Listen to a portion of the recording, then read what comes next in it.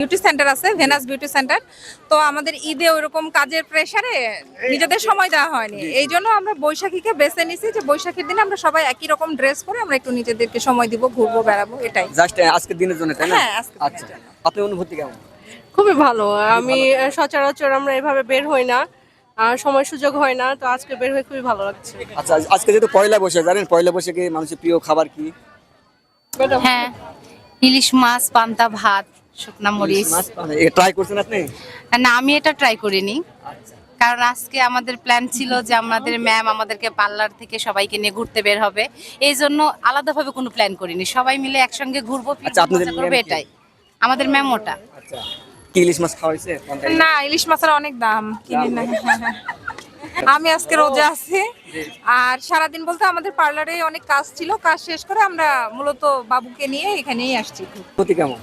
ভালোই। ভালো, তাই না? আচ্ছা, আপনি কি কি ধরনের খাবার খেয়েছেন আজকে পয়লা বৈশাখ? আজকে খাওয়ার টাইম পাইনি আমরা। আমি পাইনি, তাই না?